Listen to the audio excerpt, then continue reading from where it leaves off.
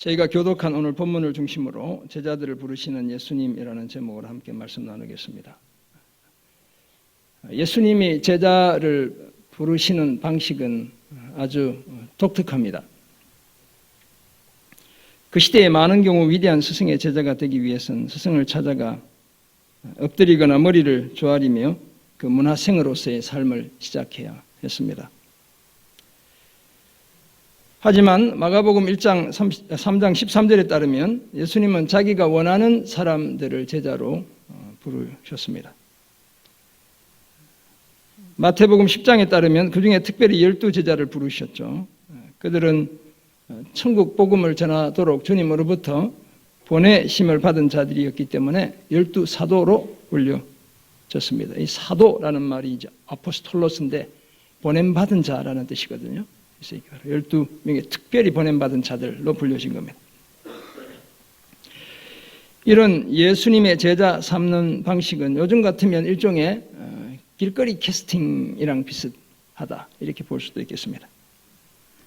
하지만 예수님의 선택은 우연에 의한 선택이 결코 아니었습니다. 그저 뭐 가다가 그냥 마음 내키면 이렇게 너 제자해 이게 아니라는 거예요. 루가에 따르면 예수님은 산에서 밤이 새도록 기도하셨고 날이 밝아진 다음 아침에 제자들을 부르셔서 그 중에 12를 사도로 칭하셨습니다. 이처럼 예수님이 12제자를 부르신 과정에는 예수님의 기도가 전제되어 있습니다. 그러므로 아무나 예수님의 제자가 되는 것이 아닙니다. 누구나 다 구원을 받는 것이 아닌 것과 같은 이치가 되겠습니다. 오직 제자로 부르심을 받은 사람들만 예수님의 제자가 될 수 있습니다. 내가 돈을 사들고 가서 제자가 되게 해주세요. 안 된다는 거예요. 세상은 뭐 그렇게 하면 될지 몰라도 주님과의 관계는 그렇지 않다는 겁니다. 더구나 예수님은 회개의 천국 복음을 전해 사람들을 구원하는 일에 소수 정예의 원칙과 승법 번식의 원칙을 사용하셨죠. 그래서 자신을 따르는 사람들 중에 무수한 사람들이 따랐잖아요. 그 중에 12를 따로 부르신 겁니다. 그리고는 저들과 함께 지내시며 보내셔서 전도하게 하셨죠. 거기에 대해 귀신을 쫓는 권능도 갖게 해 주셨습니다. 직접 제자 훈련을 주도하시며 권한까지 위임해 주시고 계시죠. 오늘 본문 요한복음 1장 35절에서 51절도 제자를 부르시는 예수님의 모습을 소개합니다. 요한복음은 다른 공간 복음들과는 달리 주님이 제자를 부르시는 이 대목을 다른 각도로 우리에게 보여주고 있어요. 오늘 본문과 같은 내용이 다른 복음서에는 기록되어 있지 않습니다. 오늘 저희가 읽은 이 내용은 요한복음에만 독특하게 기록된 내용이에요. 아마도 그래서 사도 요한이 직접 경험했던 그 경험에서 비롯된 서술일 것이다. 이렇게 학자들이 봅니다. 사도 요한은 예수님이 제자들을 부르시는 과정에 대한 서술을 통해서도 요한복음 자체가 그렇지만 예수님의 신적인 권위와 능력을 드러내고 있고요. 앞으로 예수님이 어떤 사역을 하실지 그 방향을 보여주고 있기도 합니다. 이런 내용을 담고 있는 오늘 본문은 예수님이 어떻게 제자를 부르셨는지 몇 가지 사실을 보여주고 있습니다. 그리고 세 가지를 오늘도 생각해 보려고 하는데요. 주님은 와서 보라라고 이야기하셨습니다. 제자를 삼는 과정에 둘째는 나를 따르라, follow me라고 하셨고, 그리고 셋째는 그 과정 속에서 주님이 이미 다 알고 계셨다는 사실을 오늘 본문이 밝히고 있습니다. 하나 더 하면 다 알고 계시고 다 보고 계셨다는 사실을 말하고 있습니다. 그래서 이 세 가지를 한번 말씀을 통해 상고하고 은혜 나누려 합니다. 요한복음은 독특하게 예수님의 12제자들 중에 세례 요한의 제자 2사람이 포함되어 있다는 사실을 밝힙니다. 그 중에 한 사람이 베드로의 형제 안드레이죠. 뒤에도 잠깐 그 문맥에서 보게 될 겁니다. 이름이 없는 또 다른 한 사람, 두 사람 중에 한 사람은 안드레고 한 사람은 이름이 없잖아요. 그래서 그 사람이 누굴까 이제 고민하는데 빌립이거나 사도 요한일 것으로 추정합니다. 빌립이 다른 한 사람으로 이름 없는 다른 한 사람으로 간주되는 이유는 이게 안드레가 언급될 때마다 빌립이 자주 따라오기 때문에 그렇습니다. 그래서 오병이어의 기적, 떡 5개, 물고기 2마리를 처음 가져온 아이로부터 받아서 가져온 사람이 빌립이에요. 그걸 예수님께 갖다 준 사람이 안드레예요. 그래서 이렇게 매칭이 된다는 겁니다. 뿐만 아니라 예수님을 뵙기 원하는 헬라인 여인이 찾아왔을 때도 빌립이 소개하고 안드레가 예수님께 그 여인을 뵙기 원한다고 말하고 있어요. 이렇게 빌립일 가능성이 있다. 더구나 빌립은 안드레, 베드로 형제와 같은 고향 베세다 출신이기 때문에 그렇게 봅니다. 한편 이름 없는 제자를 사도 요한으로 보는 이유는 예수님이 처음으로 제자 삼으신 베드로와 안드레가 형제이고 또 누가 형제예요? 야고보와 요한이 형제이기 때문에 그래서 안드레가 있으니까 요한일 가능성이 있구나 이렇게 이제 보는 겁니다. 거기에다 요한이 자신의 이름을 밝히기를 꺼려해서 이 요한복음에서 5번이나 자기를 주께서 사랑하시는 제자로 표현하고 있죠. 여기서도 자신의 이름을 의도적으로 숨기고 있다고 보는 겁니다. 그래서 안드레와 요한일 수도 있다 이렇게 보는 것입니다. 이렇게 자신의 제자 2사람이 예수님께로 갔지만 세례 요한은 그 사실에 대해 전혀 개의치 않습니다. 저 같으면 엄청 속상할 것 같은데 우리 교회 잘 다니다가 뭐 멀리도 안 가는데 교회 딴 데 간다 그러면 속으로는 가서 신앙생활 잘 하십시오 이렇게 기도하지만 아니 겉으로는 속으로는 이래 뭐지 뭐 좋은 교회 어디 한번 가봐라. 저는 그렇다는 거예요. 주님은 이제 아니고 전혀 개의치 않습니다. 왜냐하면 자신은 그리스도가 아님을 분명히 알았기 때문이죠. 세례 요한은 흥하고 주목받고 커지고 위대해야 해져야 할 분은 그래서 사람들이 무수히 몰려가야 할 분은 내가 아니고 예수님이라는 사실을 너무나 잘 알고 있었습니다. 그래서 이런 세례 요한은 그 누구보다 위대하고 독보적인 이인자입니다. 그래서 요한복음 3장에서 다시 한번 보게 될 겁니다. 제가 부르심을 받을 때 강력하게 저에게 던져졌던 메시지를 우리가 묵상하게 될 거예요. 이런 예를 바탕으로 오늘 본문에서 발견하는 첫 번째 사실로 예수님은 제자를 부르시며 와서 보라고 하시죠. 이튿날 세례 요한이 자기 제자 중 2사람과 함께 서 있을 때였습니다. 35절 예수님이 지나가시는 것을 본 세례 요한이 말합니다. 보라 하나님의 어린 양이로다. 예수님이 어떤 분인지 어떤 일을 하실지를 내다보고 29절에 이미 얘기했죠. 보라 세상 죄를 지고 가는 하나님의 어린 양이로다. 이렇게 얘기했는데 오늘 본문에 와서 다시 한 번 더 그 사실을 밝히고 있습니다. 세례 요한의 2 제자가 그 말을 듣고는 예수님을 따르게 됩니다. 그 장면을 지켜보던 세례 요한이 자기 제자들을 만류하지 않은 것은 2사람이 예수님을 따르는 것에 흔쾌히 동의했기 때문에 그렇습니다. 여러분 제가 앞에서도 얘기했지만 정말 세례 요한의 관점에서 한번 생각해 보면 같이 잘 다니다가 예수라는 분이 한 분 왔는데 선생님 나는 그만 다니고 이제 저기 갈래요 이렇게 한 거예요. 그래도 동의한 거예요. 이 배은망덕한 놈들 이렇게 해야 되는데 전혀 그러지 않은 거예요. 자신의 필요보다 메시아이신 예수님의 필요를 먼저 헤아리는 종의 자세를 가졌기 때문에 그래요. 예수님이 돌이켜 그들이 따르는 것을 보시고는 무엇을 구하느냐라고 하시죠. 영어로 보면 What do you want? 이렇게 기록되어 있어요. 도대체 뭘 원하니? 이렇게 주님이 물어보시는 거예요. 그러자 그들이 랍비여 어디에 계시니까? 라고 대답했고 랍비는 번역하면 선생님 곧 가르치는 사람이라는 뜻입니다. 랍비는 아람어고 그다음에 선생은 디다스칼로스 헬라어가 되겠습니다. 어디에 계신지를 물으며 자신들도 예수님과 함께 머물고 싶다는 마음을 전했죠. 무엇을 원하느냐 이렇게 물었는데 이 사람들의 대답이 어디에 계십니까? 이 말은 주님 무엇을 원하는 것보다 주님과 같이 함께 있고 싶어요 이렇게 한 거예요. 그러자 예수님이 뭐라고 얘기하셔요? 39절 상반절에 와서 보라 라고 말씀하십니다. 이 와서 보라 이제 우리 성경은 이렇게 단순하게 번역되어 있지만 헬라어는 2개의 명령형인데 좀 다른 의미로 번역되고 있어요. 지금 와라 이제 현재 명령형이고 보라는 말은 미래형이에요. 명령형인데 지금 와라 그리하면 너희가 볼 것이다. 주님이 이렇게 얘기하셨어요. 당장 오면 앞으로 너희가 볼 것이다. 이렇게 말씀하신 거죠.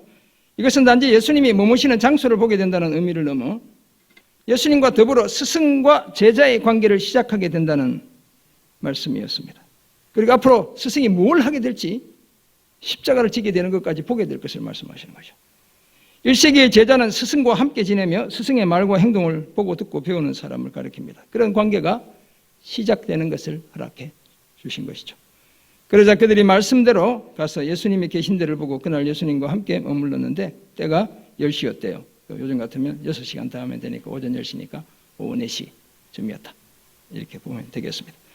세례요한의 말을 듣고 따르는 두 사람 중에 한 사람이 시몬 베드로의 형제 안드레였습니다. 그 밖에 다른 한 사람을 앞에서 길게 제가 설명한 대로 빌립이나 사도 요한으로 보기도 한다는 겁니다. 안드레는 먼저 자기 형제 시몬을 찾아 말하기를 우리가 메시아를 만났다라고 하죠. 이 메시아, 머사이아, 메시아라는 말은 또 아람어고 그리스도, 번역하면 그리스도라고 하잖아요. 이 크리스토스인데 기름 부음 받은 자라는 의미를 가진 단어가 되겠습니다. 안드레가 자기 형제 시몬을 예수님께 데리고 오자 예수님이 보시고 이르시기를 네가 요한의 아들 시몬이니 이제 바요나 시몬아 이렇게 하잖아요. 그러니까 바르 요나, 바르는 아들이고 요나는 이제 아버지의 이름이에요. 요한의 아들 시몬이니 장차 게바라 하리라. 이 게바를 번역하면 베드로, 페트로스라고 하죠. 이게 반석이라는 뜻이 됩니다. 그래서 예수님이 장차 베드로가 감당할 사명을 내다보시고 시몬에게 게바 곧 베드로라는 새로운 이름을 지어주셨죠. 마태복음 16장에 가면 예수님이 나를 누구라 하니 이렇게 물을 때 베드로가 주는 그리스도시요 살아계신 하나님의 아들입니다. 이렇게 얘기했더니 예수님이 뭐라 그래요? 내가 이 반석 위에 내 교회를 세우겠다. 이렇게 말씀하시는 거예요. 이 베드로입니다. 사랑하는 성도 여러분, 오늘 본문이 보여주듯 예수님은 자신을 따르던 두 사람에게 단도직입적으로 와서 보라고 말씀했습니다. 예수님께로 오면 예수님이 어디에 머무시는지 보게 되고 예수님이 어떤 분인지 무엇을 하시는지 알게 되고 예수님과의 인격적인 교제 속에서 예수님의 제자로 살게 될 것을 말씀해 주신 것이죠. 사실 예수님은 오늘도 저와 여러분을 향해 와서 보라고 말씀하고 있습니다. 막 고민하고 막 온갖 것 재보고 그리고 와 이게 아니고 그냥 단도직입적으로 와라. 그리하면 볼 것이다. 라고 말씀하고 있죠. 와서 두 눈으로 보며 그 음성을 듣고 그 말씀에 순종할 때 예수님이 도대체 어떤 분인지 제대로 알 수 있기 때문입니다. 와서 보라는 초청을 받고 예수님께로 오는 그 사람이 예수의 참 제자가 됩니다. 이렇게 예수의 제자가 되면 고향 사람 나다나엘에게 와서 보라고 초청했던 빌립처럼 우리도 다른 누군가를 와서 보라고 예수님께 초청하게 되는 것이죠. 이런 우리를 통해 믿는 자들의 숫자가 더해지고 교회가 부흥하게 되고 하나님의 나라 왕성하게 임합니다. 와서 보라는 예수님의 음성에 순종해 예수의 제자가 되고 그 예수님 전하며 살아가는 우리 모두가 되기를 주의 이름으로 축원합니다. 아멘. 두 번째로 예수님은 제자를 부르시며 나를 따르라고 하셨습니다. 오늘 보면 43절이 그 사실을 말씀하고 있는데요. 잠깐 졸리니까 같이 한번 읽어보겠습니다.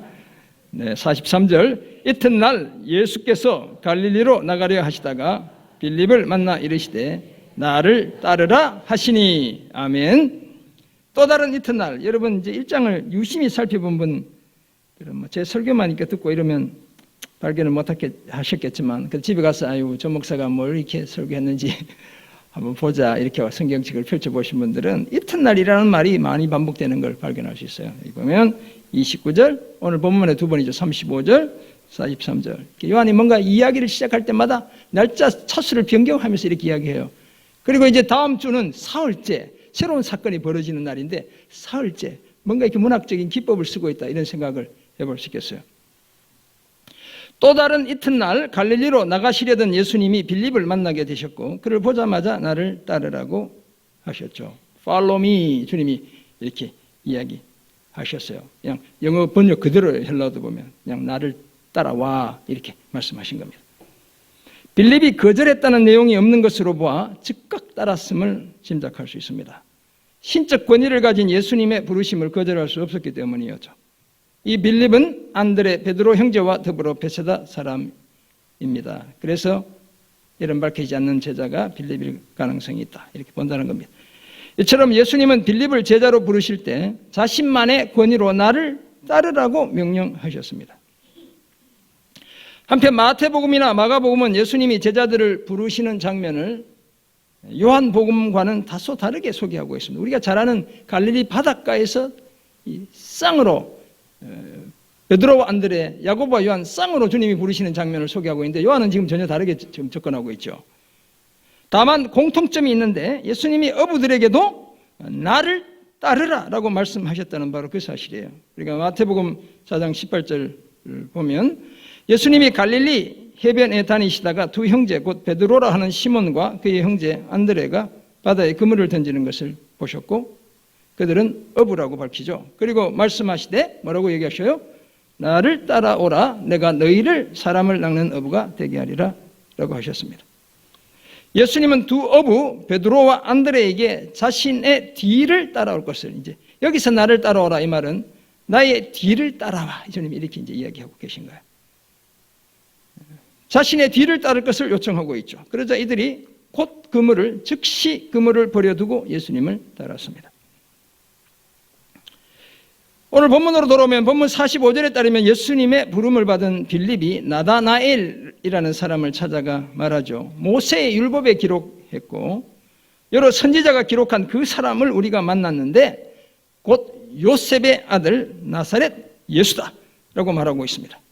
이 나다나엘 이제 요한복음은 한 번 더 21장 2절에 소개하고 있지만 공관복음은 나다나엘이라는 이름으로 제자를 소개하고 있잖아요. 그 대신 바돌로메라는 사람을 소개하고 있는데 바돌로메는 바르는 아들이라고 제가 말씀드렸죠. 돌로메의 아들 나다나엘이다. 그렇게 우리가 학자들이 봅니다. 예수님을 나사렛 예수로 부르는 이유는 예수님이 어디서 태어나셨어요? 베들레헴에서 태어나셨죠. 그죠? 호구조사하러 내려가셨다가 태어나셨는데 자라기는 어디서 자라셨을까요? 주로 나사렛에서 자라셨어요. 누가복음은 예수님이 애굽으로 피해갔다는 2년간 피해갔다는 이야기도 하고 있어요. 그리고 돌아와서 주로 자라신 곳이 나사렛인데 그 나사렛은 예수님의 육체 어머니 마리아가 살던 그런 마리아의 고향이고 아주 작은 동네였어요. 이때 나다나엘의 반응이 다소 냉소적이었죠. 그래서 이렇게 이야기합니다. 나사렛에서 무슨 선한 것이 날 수 있느냐라고 말하고 있습니다. 예를 들면 제가 이제 청송에서 나온 용한 목사인데 사람들이 이렇게 하는 거예요. 저기 어디 용한 목사가 화서동에 있다더라 이렇게 했더니 그 사람 청송에서 왔는데 청송에서 무슨 선한 것이 날 수 있단 말이냐 이렇게 이야기한다는 거예요. 그것도 의성에 있는 우리 이상문 장로님이 예를 들면 그렇다는 거예요. 이제 이 동네 사람들이 이제 그런 생각을 갖고 이야기하는 거죠. 사실 저는 용한 목사 아닙니다. 그냥 열심히 사역하는 목사고 예를 들어 설명한 거예요. 원래 유다 지역 사람들이 갈릴리 사람들을 경멸조로 말하기도 했는데 여기서는 가나 사람인 나다나엘 요한복음 21장 2절에 보면 나다나엘이 가나 출신이라는 사실을 밝히고 있죠. 가나는 나사렛보다 조금 위에 있는 아마도 조금 더 컸던 동네인가 봐요. 그러니까 그 시골 가나 그 시골 골짜기 청송 골짜기에서 뭐 이게 선한 사람이 날 수 있겠냐 이렇게 여기며 예수님을 우습게 보고 있는 거예요. 이에 굴하지 않고 빌립은 와서 보라 라고 말하고 있죠. 예수님이 했던 그 말과 비슷한 맥락의 말을 하고 있어요.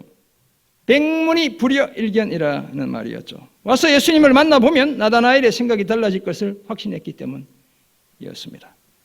이처럼 예수님으로부터 나를 따르라는 요청을 받았던 빌립은 나다나엘에게 나사렛 예수야말로 바로 그 선지자, 그 메시아임을 확신을 가지고 전했습니다. 그리고 이 초청이 나다나엘을 또한 예수의 제자가 되게 한 겁니다. 그래서 21장 2절에 나와 있는 내용이 예수님이 부활하신 후에 제자들이 갈릴리 바닷가에서 고기를 잡으러 가는데 그 7명 중에 하나가 가나 출신의 나다나엘인 거예요. 예수님의 제자가 되어 있다는 사실을 우리가 알게 되죠. 사랑하는 성도 여러분, 예수님은 자신만의 권위로 사람들에게 나를 따르라고 명령하십니다. 그 권위는 신적인 권위여서 함부로 거부할 수 없습니다. 저도 이렇게 호주에서 잘 지상으로 살다가 배부르고 등 따시고 골프 주말마다 치고 또 회사에서 공짜로 다 치게 해주고 그러다 주님이 나를 따르라 이렇게 얘기하시는 바람에 저는 저한테는 나를 따르라고 얘기하지 않고 Where are you going? 도대체 어디로 가고 있니? 이렇게 3번 부르시는 바람에 제가 직장을 포기하고 묵혀했잖아요. 거부할 수 없어요. 제가 거부할 수 없었어요. 제가 주님의 그 권위로 부르실 때 거부할 수 없죠. 예수님이 이렇게까지 말씀하실 수 있는 이유는 저들의 진정한 스승이 되실 충분한 자격과 자질을 갖추고 계시기 때문입니다. 예수님은 영원히 따라가도 단 한 번도 실망하지 않을 온 인류의 참 스승입니다. 그래서 목사 보고 교회 다니면 안 돼요, 여러분. 인간이잖아요. 실망, 여러분 저를 보고 만약 교회 신앙생활하면 정말 실망할 거예요. 우리 목사님 설교가 좋아서 교회로 오게 됐다. 감사하긴 하지만 걱정하고 있습니다. 제가. 주님이 좋아서, 교회가 좋아서, 성도들이 좋아서 이렇게 와야 되는 거예요. 여러분. 제 설교가 늘 좋을 수 없잖아요. 주님도 아니고. 그러잖아요. 말씀대로 또 안 사는 것처럼 보일 수도 있잖아요. 조심해야 돼요. 그래, 우리 주님은 영원히 따라가도 단 한 번도 실망하지 않을 온 인류의 참 스승입니다. 삶을 통해서는 물론이고 죽음을 통해서까지 모범을 보여주신 진정한 스승이죠. 우리 대신 살아주시고 우리 대신 죽어주셔서 죄 용서와 영생을 선물로 주시는 유일한 스승인 겁니다. 더구나 나를 따르라고 우리를 초청하시는 예수님은 자신을 따르는 우리의 내일을 확실히 책임져 주시죠. 그저 따르게만 해놓고 나 몰라라 우리를 외면하시거나 우리를 외롭게 내버려 두시는 그런 분이 아닙니다. 친히 함께 계실 뿐만 아니라 자신의 영인 보혜사 성령이 우리 안에 거하게 하시고 우리 삶을 온전히 다스려 주시고 친절하게 인도해 주시는 분이죠. 그래서 오늘 우리가 이곳에 같이 예배 드리는 거예요. 그 따르는 길 끝엔 천국과 영생이 예비되어 있는 줄 믿습니다. 거기에다 예수님을 따르면서 다른 사람을 예수님께로 인도한 사람, 곧 옳은 대로 돌아오게 한 사람은 하늘의 별처럼 영원히 빛나게 될 것을 약속하고 있죠. 이 소망 가지고 오늘도 우리를 부르시는 예수님을 한결같이 따라가는 저와 여러분 되시기를 주의 이름으로 축원합니다. 아멘. 끝으로 예수님은 제자를 부르시며 이미 다 알고 계셨습니다. 다 보고 계셨어요. 오늘 본문 47절에 따르면 예수님이 나다나엘이 자기에게 오는 것을 보시고 그를 가르쳐 이르시기를, 야, 진짜 대단한 이야기를 주님이 하고 계셔요. 이는 참으로 이스라엘 사람이다. 너희야말로 진짜 이스라엘 사람이로구나. 그 속에 간사한 것이 없도다. 그 속에 가식이, 속임이 없구나. 주님 이렇게 말씀해 주시죠. 처음 주님 만나는데 이렇게 칭찬하면 얼마나 은혜일까요? 그죠? 우리가 주님 앞에 이제 갔는데 너는 어떻게 그렇게 살다가 겨우겨우 여기 왔니? 이렇게 얘기하면 얼마나 가슴 아프겠어요. 전혀 다른 이야기를 주님이 하고 계시죠. 이처럼 예수님은 그 사람의 마음까지 꿰뚫어 보시는 분입니다. 그래서 나다나엘이 어떤 사람인지 낱낱이 다 알고 계셨죠. 예수님이 육신이 되신 하나님이시기 때문에 가능한 일이었습니다. 예수님의 말을 들은 나다나엘이 이렇게 이야기하죠. 어떻게 나를 아시나이까? 주님이 자신을 다 알고 있는 것처럼 얘기하시니까 도대체 나는 본 적도 없는데 어떻게 나를 아시냐고 묻습니다. 지금까지 한 번도 뵌 적이 없는 분이 자신을 알고 칭찬하는 것이 의아했기 때문이었죠. 그러자 예수님이 대답합니다.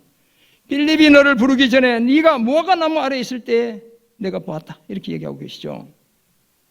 예수님은 나다나엘을 알고 계실 뿐만 아니라 어디에서 무엇을 하고 있는지 다 보고 계시죠. 저는 지금 오늘 예배 오지 않고 딴 곳에 가 있는 성도님들이 어디 있는지 몰라요. 저는 골프장에 있는지, 네, 좋은 관광지에 가 계신지, 영화관에 있는지, 저는 잘 공원에 있는지 몰라요. 누가 보고 계세요?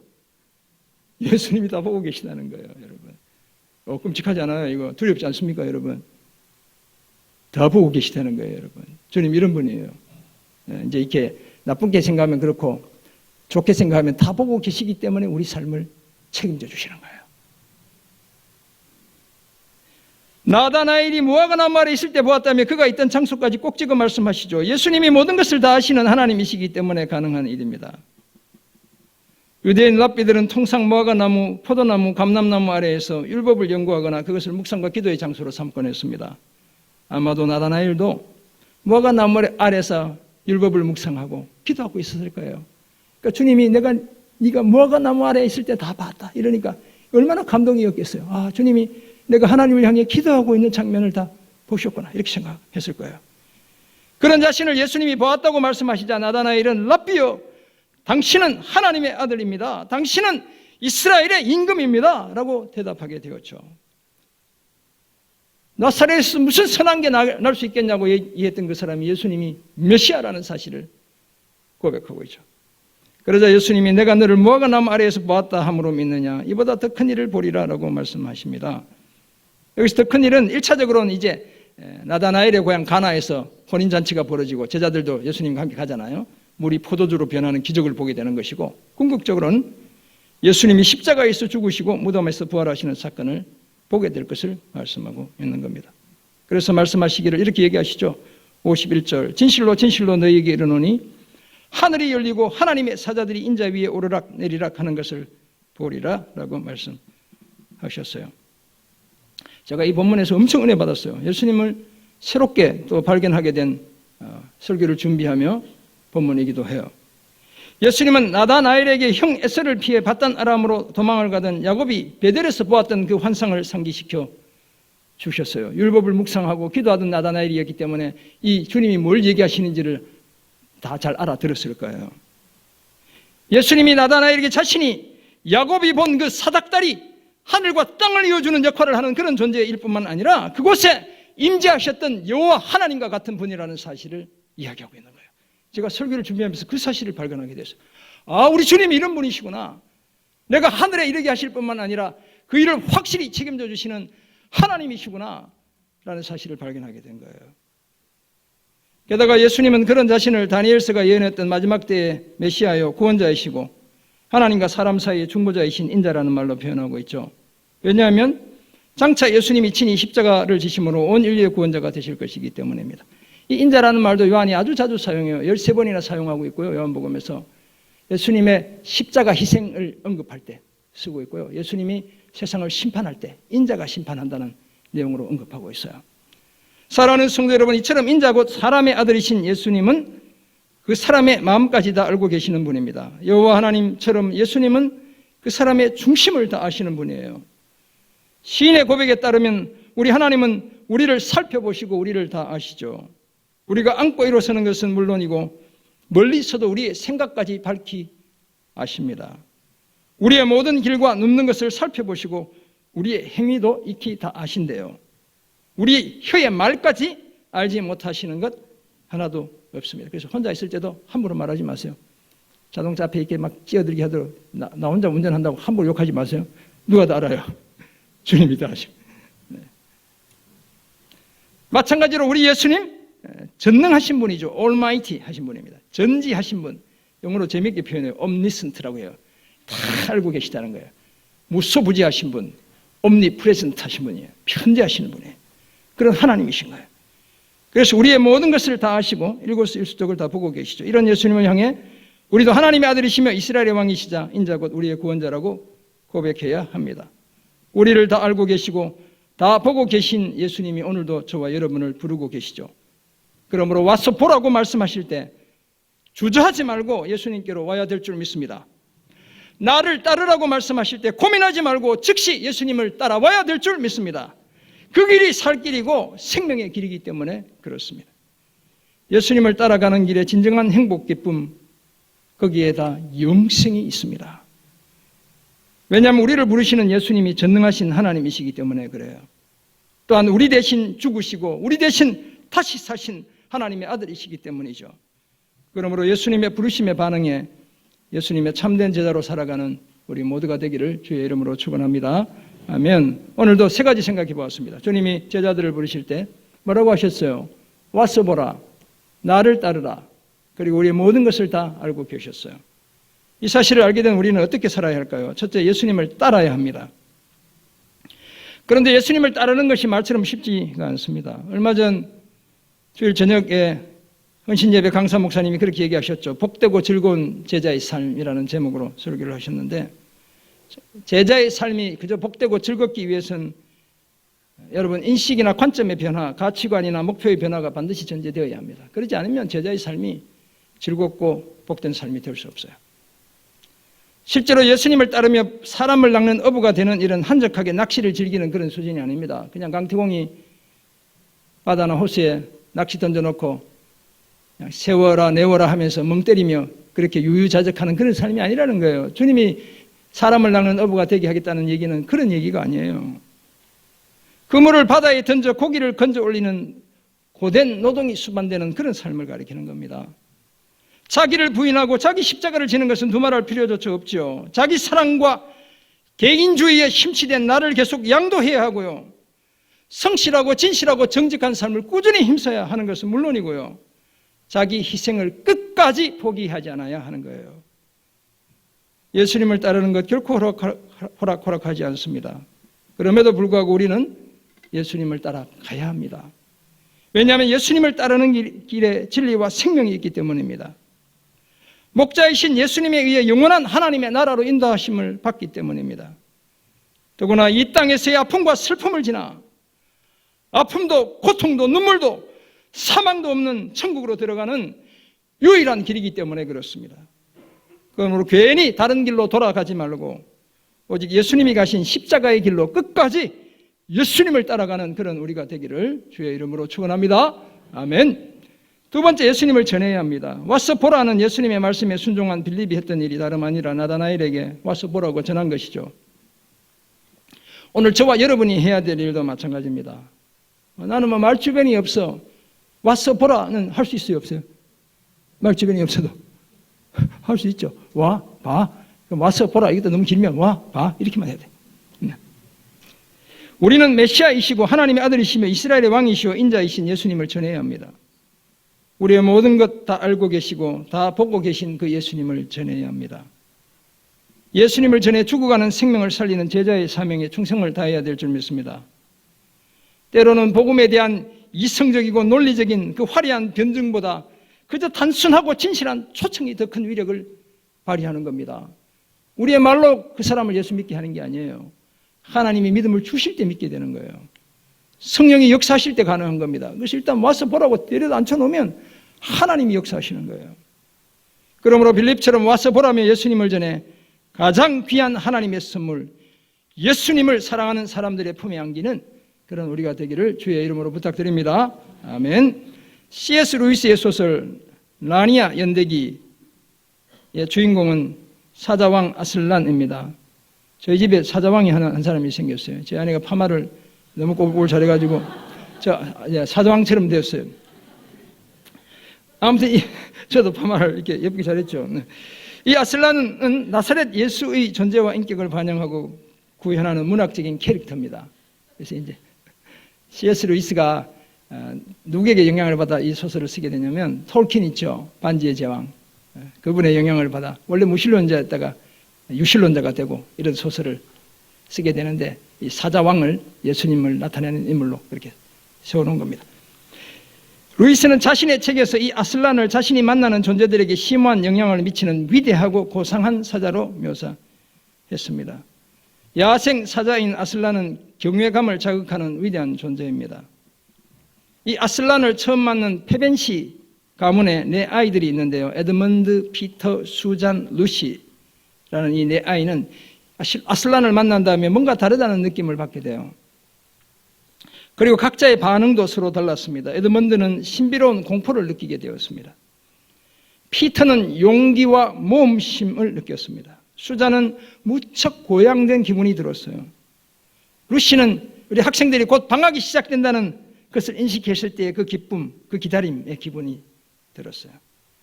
이 아슬란에게는 뭔가 특별한 것이 있었고 아이들은 자신만의 독특한 방식으로 그를 경험하게 되죠. 오늘 사도 요한이 소개하는 예수님이 우리 각자에게 바로 그런 분입니다. 사실 예수님은 왕이시죠. 진짜 사자이시죠. 위대하고 경이로우시면서도 다정하고 친근한 분입니다. 하나님이요 하나님의 아들이시면서도 사람이신 분이죠. 모든 것을 다 하실 수 있는 분이지만 육체의 연약함 속에 자신을 가두신 분입니다. 우리의 구주시며 영원한 왕이시지만 우리의 형제이고 친구이기도 합니다.